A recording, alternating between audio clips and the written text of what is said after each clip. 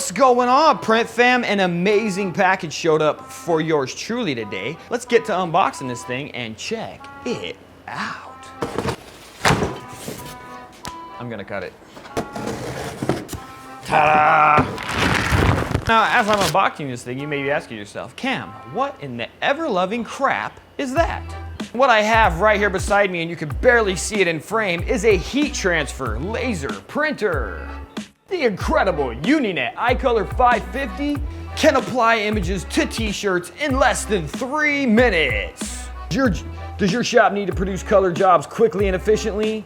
The IColor 550's got you covered. Check out that handsome son of a gun right there. Killing it. And like I said, all this can be done in less than 3 minutes. Learn how now.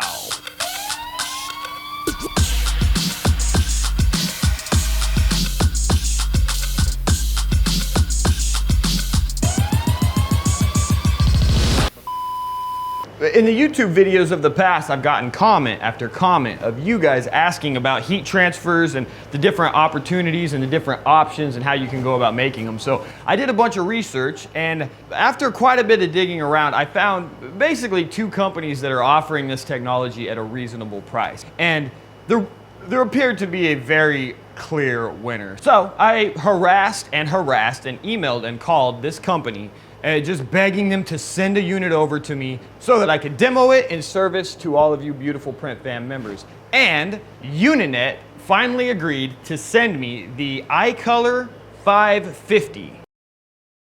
This one is cool because it's compact, which means for a technology like this, it's pretty much the most affordable direct-to-garment option that I have found so far. Excuse me, did you guys punch the thumbs up yet? Do me a favor, punch that thumbs up right now. This video growing, it helps the channel grow, so thank you so much. Let's get back to it. This is not the final place for this. I simply want to get it in and set up and start playing. Remove the orange tape from pretty much everything. Yank that off. I'm not clear about how any of this stuff works, and Uninet, like, they basically offer a full training course. But right now, I just want to mess around with it. I just want to see what's up. The setup on this thing is super easy. You plug in the USB and the power cord to the printer and then to the computer. And you power it up, and then you just set the toner cartridges. I had to set the white toner cartridge here. Straightforward. And I'm going to go to step 4. Install the Uninet IColor printer driver. Insert the USB flash drive. This is just the dongle here. You sit that in the flash drive. That needs to be in there at all times. And then you set up the drivers and the software. It's super fast. It's almost done. There we go. Easy peasy. All right, admittedly, it has been a little while since I actually unboxed this thing, so it's like there's gonna be some continuity issues, but sue me, that's the way this is gonna work. Okay, first things first, let's talk about how this system works. You print your image out on the transfer media. It's basically a transparent sheet with a coating on it. Once it's been printed out, you take your adhesive media and you're going to apply it to the transfer media. Peel the adhesive media off the transfer. It's self-weeding, which I'll show you what that means in a minute. And then you take this media and you press it on the t-shirt. That's basically it. The process of importing an image is as simple as this. You open your rip, come up here to the plus icon, and then you can scale it to fit within the media. This thing has a really cool feature called Knock Me Out Black. I'm gonna pull quite a bit of black out of this thing. So this is showing it in transparent, and then you can preview it on the shirt itself. Transparent, shirt color, I've knocked out the black, so I'm gonna hit OK. I kid you not, it's that simple. For most graphics, for most of the things in the situation, that's all you gotta do. Print job, you do not wanna load it in the manual feed slot. Always in trade number 1, and you want the media to go in coated side up. Close that. Voila. So it prints the color, all of the necessary colors facing frontwards, and then it does another pass and it lays the white toner on top. Dude, it's crazy, but it's in reverse, so we're gonna apply adhesive backing and then it's gonna print this way. Let's do the next step, I'll show you. You're gonna have the press set at 310 degrees, and the first thing you wanna do is preheat the platen or the palette, whatever you call that. So you're just gonna get that thing up to temp. Now, I'm gonna lay the transparency coated side facing up. Next, I'm gonna take my adhesive sheet and I'm gonna fold one of these corners over, like so, and I'm gonna place it right on top, just like that. Next thing I'm gonna do is lay my Teflon sheet or whatever this is called. I don't know all the nomenclature for this industry. I'm not much of a heat press guy, but I'm learning. But you lay that over the top. One tip that I heard from a guy that's been using these forever is that if you're using one of the crappier clamshell models, they don't apply even pressure. So you're gonna press this thing for 120 seconds, but you're gonna do 60 one way, let it pop, turn it the other way, and then press it for another 60. So that's what we're gonna do.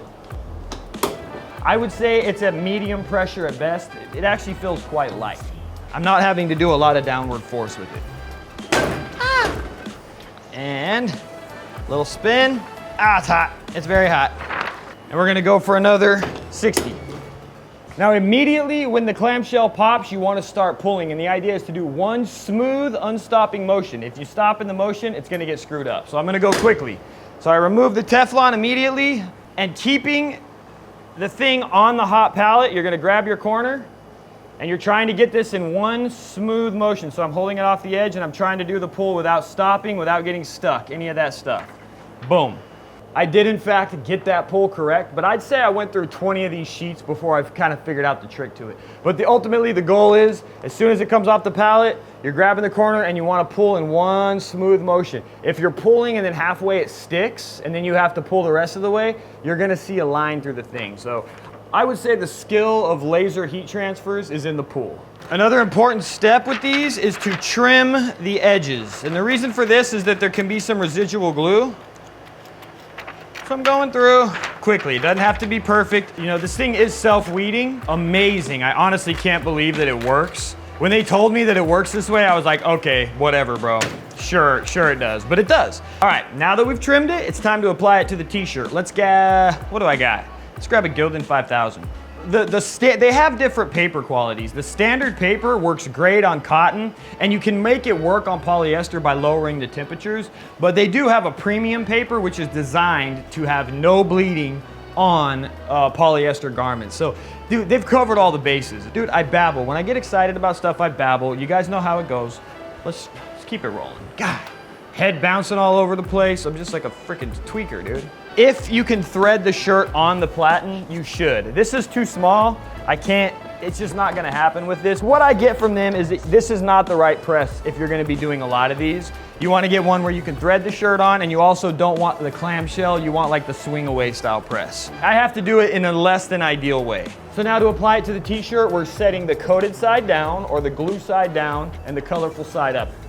And we're gonna press this thing for 30 seconds.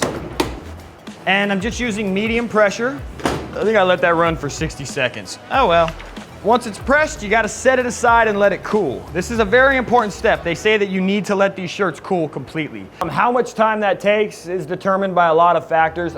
It cools down in like about 30 seconds to a minute. They're advising you to let it cool for 5 minutes. It's not really necessary, but I feel like they have to give you the maximum, you know, to prevent errors, because even when I first started this thing, I was kind of being... So the trick is, apparently you want to start at a corner that has the most density in the image, so a very dense spot, because you need to break the film from the image. So what we're going to do is roll this, and I'm trying to roll it and just break it from the image, and it rolls off so easy. And voila. Now there is one more quick step that you got to do for another 30 seconds. It's a little glossy right now, and honestly I like the gloss, but you still need to do a treatment to make sure that you fully adhered the image to the shirt. They also have another media. If you like that glossy look, you can get another media that has gloss. They also have a bunch of other medias like glitters and just so much stuff, it's gonna trip you out. But before I move on to the next step, I want to intervene and talk about why I'm so excited about this. I have been considering getting a direct-to-garment printer for forever. There's so much to it, and I hear story after story about how if you're not using it every day, if you don't have a constant flow of work, that they're always clogging and they're just a huge maintenance burden. This thing is cool because it uses toners. The ink never dries up. Now, this is the smallest one, but they also have another one that'll do 11 by 17 inch sheets. However, they have a very cool feature in the RIP, and this feature ships with it as well, where you can split it. It does this crazy beep bop boop thing, and it dissects your image and it figures out where it can cut it so that it makes it easy to tile it into multiple sheets, but it creates a fitment thing. So you can make pretty much images as big as you want by running it through this software. And I'm gonna go over that whole thing in another video. There's so much to talk about. I feel kind of like a kid with ADD right now. There's so much to say, all of the cool things this thing can do. Final step, you gotta do one more pass with the heat press. You're gonna lay your Teflon sheet on top of it. Pass is doing is adhering the adhesive to the shirt permanently. So I did the final heat press. I'm gonna peel this off, smooth one motion. Just have a look at that. Multicolor, self-weeding. You can see even these fine halftone dots. There's no white poking out from underneath. The colors are super bright and vibrant. The feel is incredible. I mean, what more can I say? It's freaking amazing. Now, the thing also ships with a bunch of features that I wasn't aware of, but I feel like the Uninet IColor 550 is a standout from its competitors because of these reasons. And I wrote them down just because there's so much. So first things first, included in the box is the ProRip software. So that ships with it standard. The competitors, you gotta pay for it separately. Number two, there's an included black toner. So as far as my understanding, all the other competitors in the laser heat transfer industry, they don't even offer this configuration, which I believe really make it a standout. It also comes with a white fluorescent toner, you know, for printing your heat transfers and all that stuff. That's all included with it. Number four, and this is a big seller specifically with the IColor 550, it does overprinting, and this is a very standard thing with the heat transfer toner specific laser printers. But this one can also do underprinting, and this is cool because it allows you to do things like dark colored papers, transparent papers, window clings, greeting cards, any of that kind of stuff that still needs an underbase to have a bright, vibrant print. You can do that with the same printer. And I just want to be clear, drive this home. All heat transfer laser printers can do the overprinting, but only the IColor 550 can do underprinting in addition to the overprinting. And it's very cool because you can move the cartridges around. That's crazy. What else we got here? This is another cool thing, man. So you also have the ability to upgrade to fluorescent toners. So not only is the white toner already fluorescent, but you can upgrade to fluorescence for the remaining 3 colors in the system. You can also upgrade to a clear toner. Now I'm not sure, it says that this is for full color glitter prints or for clear spot colors on dark papers and stuff like that. But it's cool that it just gives you so much flexibility in the kind of effects that you can print. So that is, again, very specific to this printer.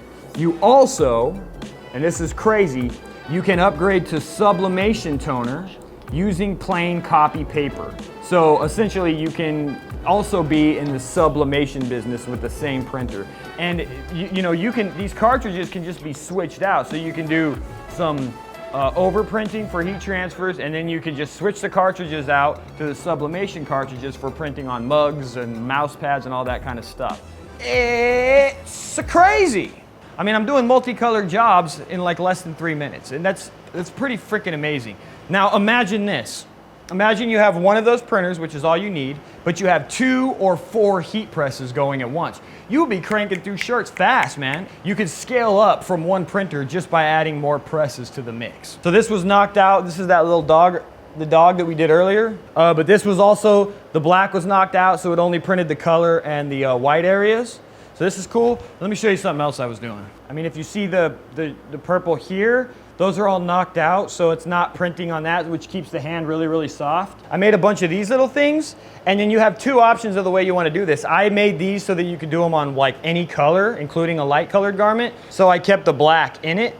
But you can easily knock the black areas out of this too. If you're putting it on a dark colored shirt, you could easily, through the rip, knock the black out. So the flexibility on this thing is just, it's absolutely mind-boggling. I love it. I feel like it's an absolute monster for small to medium-sized shops that are wanting to get into direct-to-garment, but are not ready for the tremendous nightmare that is associated with direct-to-garment printing.